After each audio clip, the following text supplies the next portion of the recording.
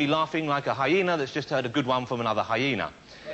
Noted for being the one who is not a jailbird, nor obscenely rich in Britain's most celebrated double act, he is quite capable of going it alone and showing the world that he is a human being virtually in his own right. He's an actor, comedian, tragedian, presenter, lover and father of countless children. But most of all, he is tapping his feet angrily and waiting for this ruddy, embarrassing introduction to kindly leave the stage. Please welcome that powerhouse of extraordinary abilities, Mr. Hugh Laurie.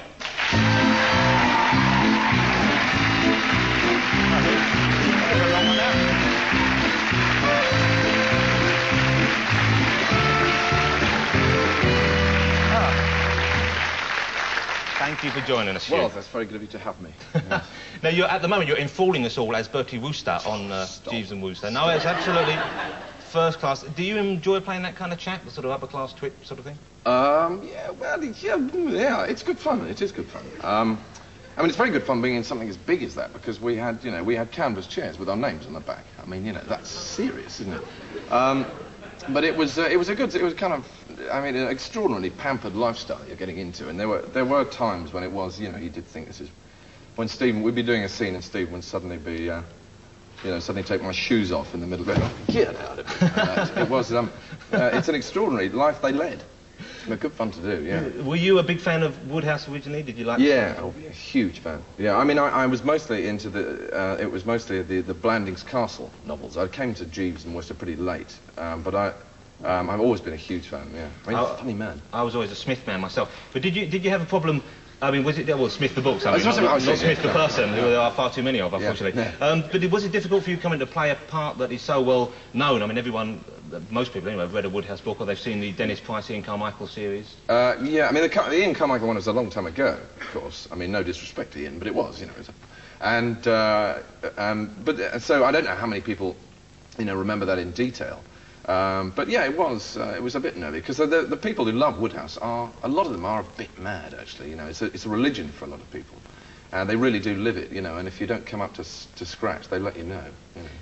Now, some people have said that perhaps not so much you actually, Stephen Fry is a bit too young to play the part. Is there any base in that? I mean, are there ages ever given in the books? They're not. Well, no. I think Bertie's always thought to be sort of in his mid-20s. Ha ha. And so if anything, you're way past it. Oh, way past it. Yeah. And Jeeves, I think, he's never described apart from he's a tall, darkish sort of Johnny.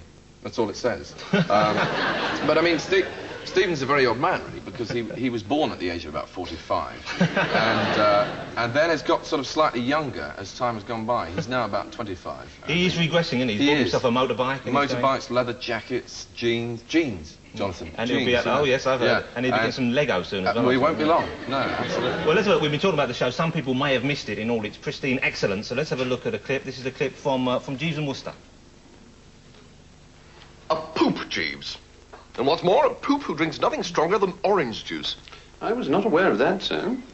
Oh, yes, Jeeves, I've had it from his own lips.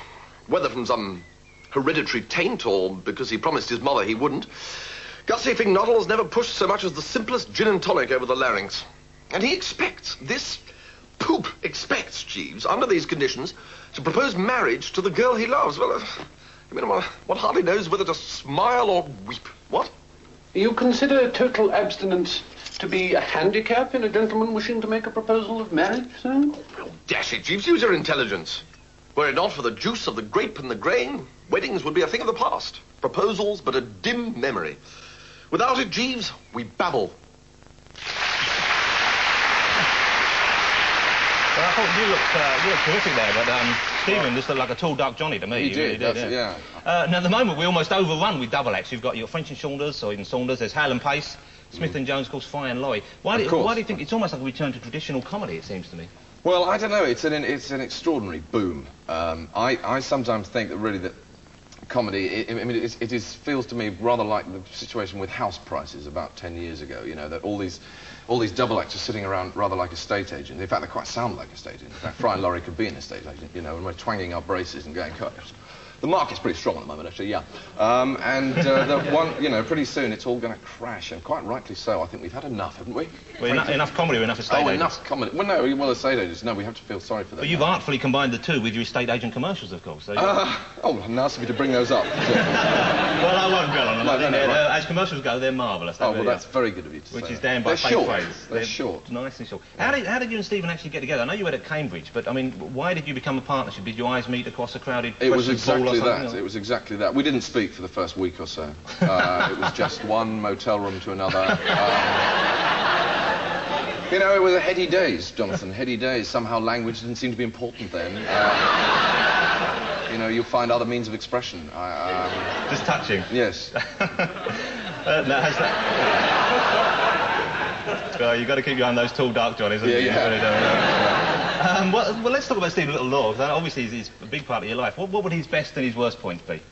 Well, his best points are just too numerous to mention. I mean, he's tall, very tall, dark. No, he's a fantastic chap. I mean, and it's an honour and a thrill to work with him, you know, because he's bright and, I mean, immensely bright. In fact, sometimes nauseatingly bright. Generous and good company, and it's great fun. It really is. Let me ask you about what you're up to at the moment, because you're actually not working with him all the time. No. At the moment, you're just about to branch out. You're appearing in a play now. I am. No, well, not yet. We've got about 10 days to go, and my watch tells the date. And we've got about 10 days to go, and it's getting a bit scary now, I must admit. Have you actually done much theatre? No theatre at all. Jonathan, no, I've never done any theatre at all. So it must be a nerve-wracking time. You know, we're making.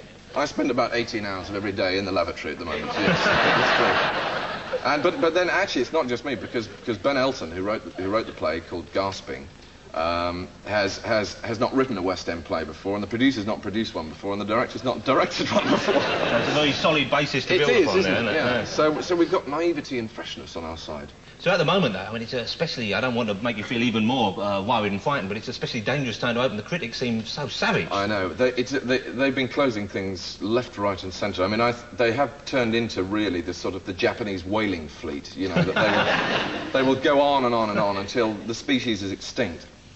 And then they'll have no jobs. Ha ha ha ha.